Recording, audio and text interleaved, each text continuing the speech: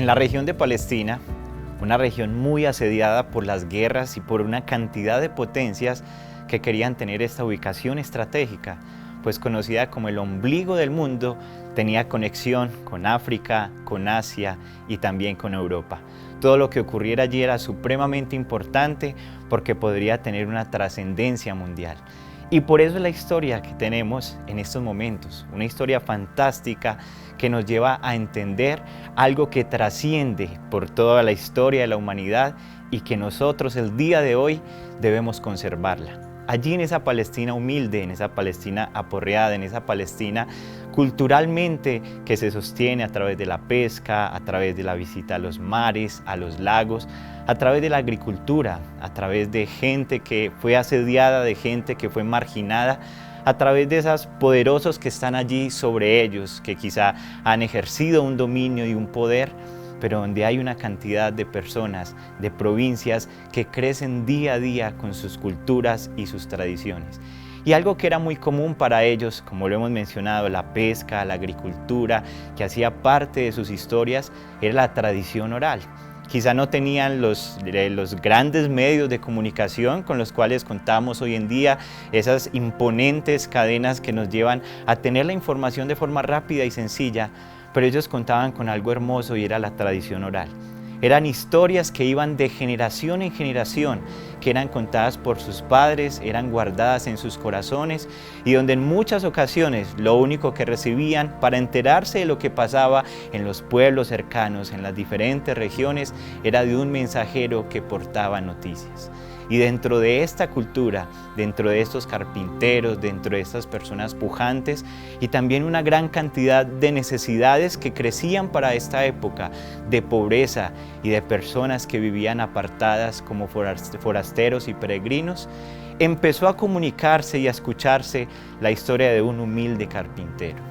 Este hombre que a través de sus enseñanzas, historias campesinas, empezó a marcar el corazón de muchos seguidores que empezaron a ir tras sus enseñanzas, tras sus señales.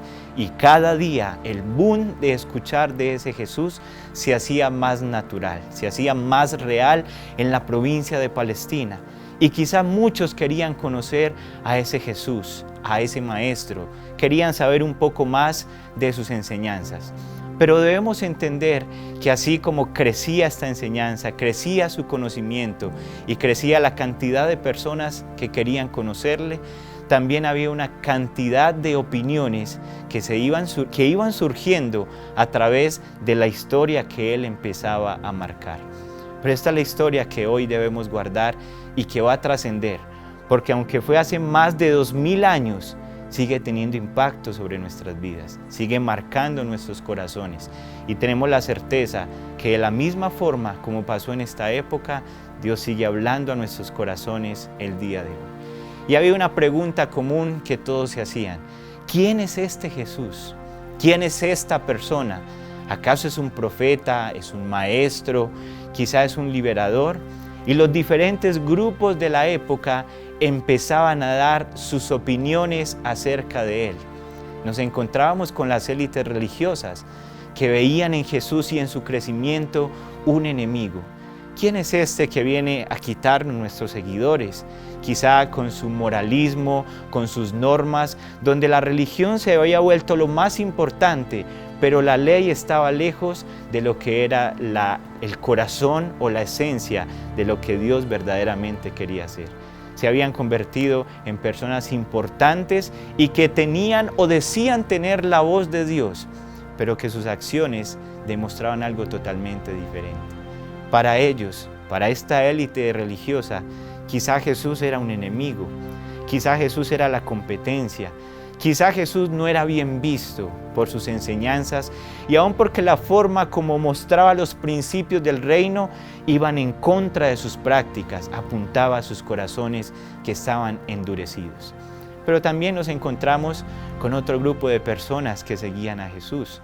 Quizá al escuchar las multitudes de que Él hacía milagros, de que alimentaba a las personas, también habían aquellos que simplemente le seguían por interés, porque querían recibir algo del Maestro, no porque estaban interesados en sus enseñanzas, no porque se sorprendían con lo que él hacía, con su humildad y con su deseo de mostrar la esencia del reino. Quizá buscaban simplemente lo que podían recibir del maestro. Quizá cosas materiales, quizá cosas físicas, quizá cosas que tenían que ver con el mejoramiento de su salud y de sus condiciones, pero era simplemente un interés material, no era un interés real. Y dentro de esas opiniones también teníamos los judíos nacionalistas, aquellos que estaban sedientos de ir en contra de estas naciones poderosas que estaban cada día subyugándolos, aquellos que esperaban la libertad, aquellos que soñaban con esa Israel de la época dorada, donde estaba David como rey, donde estaba Salomón permitiendo que esta nación creciera, se extendiera y mostrara que Dios estaba con ellos. Esperaban ese linaje real que viniera a traerles libertad y viniera a mostrarles que era posible nuevamente tener ese gobierno, tener ese país poderoso que quizá no se dejaba subyugar, sino que por el contrario gobernaba con poder y aún tenían el respaldo de Dios.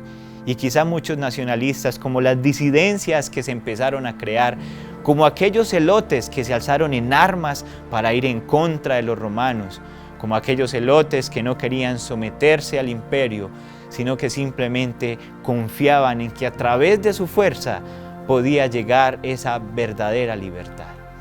Y seguían las opiniones acerca del maestro. Teníamos también a los romanos, que podrían verlo simplemente como un rebelde, como alguien que en el futuro se podría convertir en un enemigo, porque había una gran cantidad de personas que le seguían. ¿Cómo podríamos controlar esta rebelión? ¿Cómo podríamos controlar este líder y esta cantidad de personas que día a día sigue creciendo?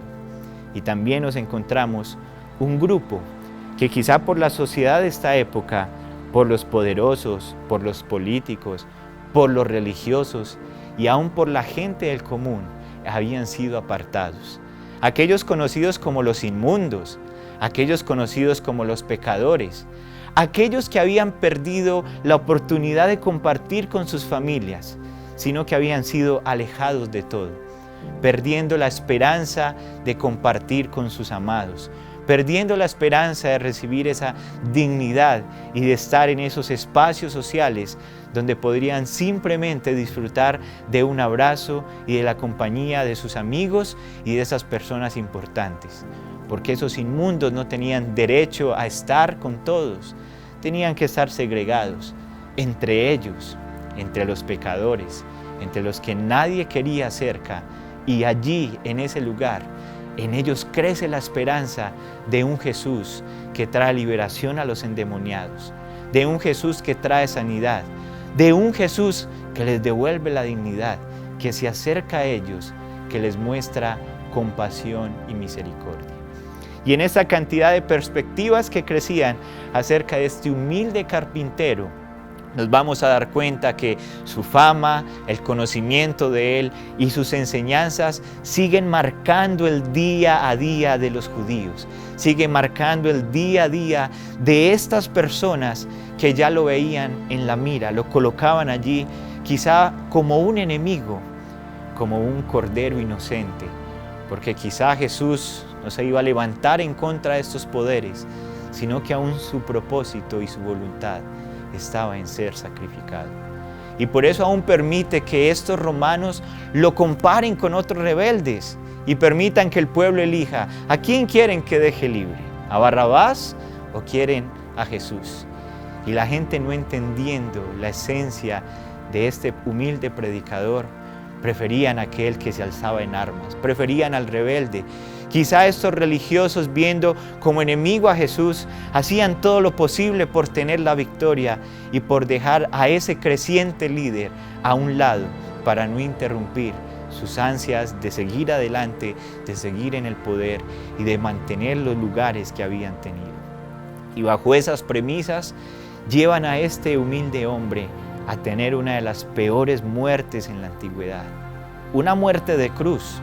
Una muerte donde las multitudes en su amarillismo llegaban a ver cómo el sacrificado era maltratado, cómo el sacrificado era castigado, cómo el sacrificado aún era blasfemado, insultado, menospreciado, aún donde nadie le importaba, sino que muchos disfrutaban de este espectáculo que había armado los romanos para ver la muerte de hombres que a su parecer la merecían, que a su parecer eran malhechores.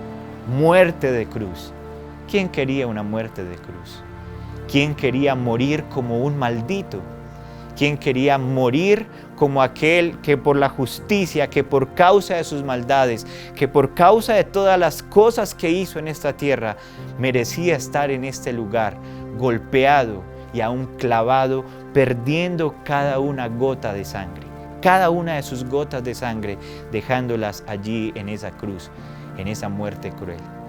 Pero Jesús, cumpliendo el propósito del Padre, ese Jesús sometido, nosotros aún podemos entender que aunque parece que esta historia llegara a su final, porque parece que la muerte se acerca, realmente no es así.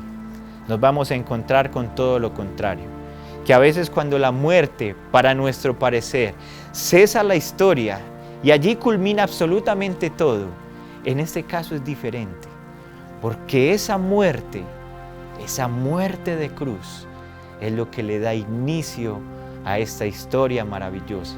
Es lo que le da inicio a una esperanza que empieza a crecer, no solamente para aquellos que no solo escucharon de Él, que no solamente escucharon lo que dijeron las multitudes, que no solamente generaron su opinión acerca de Jesús, sino de aquellos que verdaderamente le conocieron, que se acercaron al Maestro, que compartieron con Él, que se dejaron abrazar de Él, que recibieron esperanza de Él, que recibieron restauración de Él.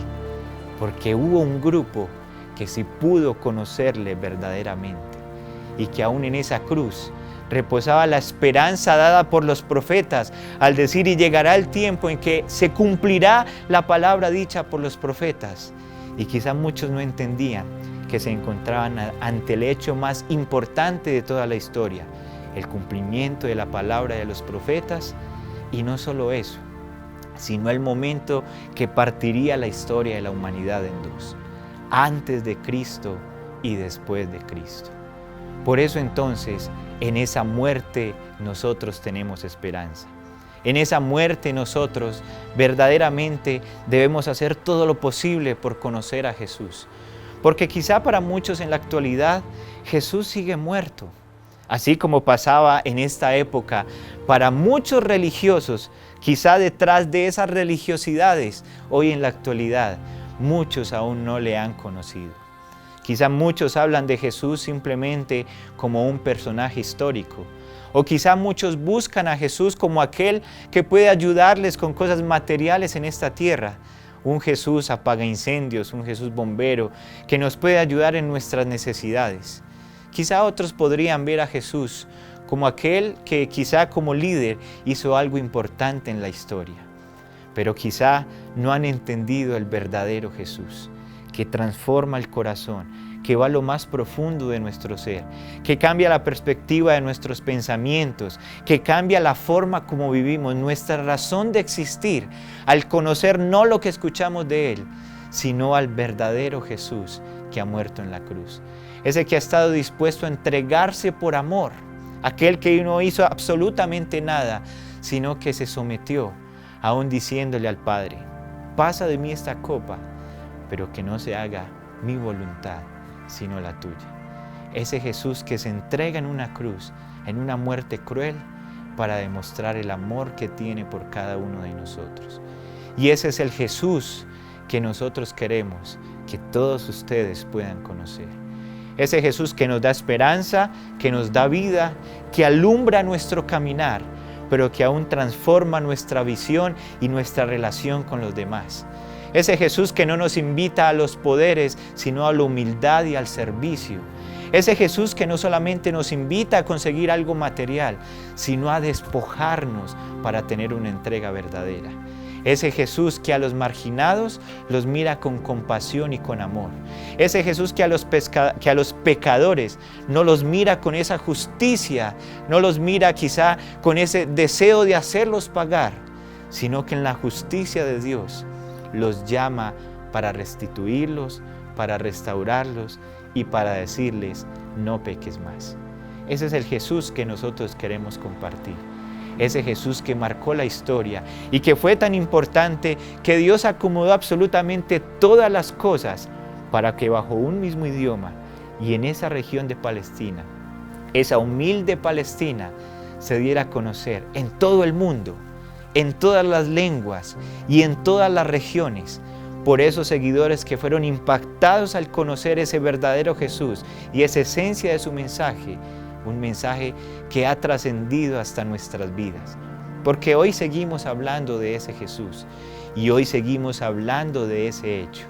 Pero lo que nosotros anhelamos es que más allá de lo que has escuchado, experimentes a Jesús. Ábrele tu corazón y no simplemente te quedes con la opinión de los demás. El ateísmo puede hablar de Jesús, la política, la religión puede hablar de Jesús, muchos pueden hablar de Jesús, pero la pregunta es, ¿ya le has conocido? ¿Ya le has experimentado? Que lo que tú hables de Jesús sea lo que has experimentado en esa relación con Él. Y es lo que nosotros queremos invitarte el día de hoy, para que a esa historia fantástica de ese Cordero que se entrega voluntariamente en la cruz, de ese que restituye la humanidad, ese mismo Jesús que transformó tantas vidas y por eso tantos seguidores estuvieron dispuestos a dar la vida por Él como Él por nosotros, a ese Jesús tú le puedas conocer y tú le puedas abrir tu corazón para que Él obre como Él desea obrar.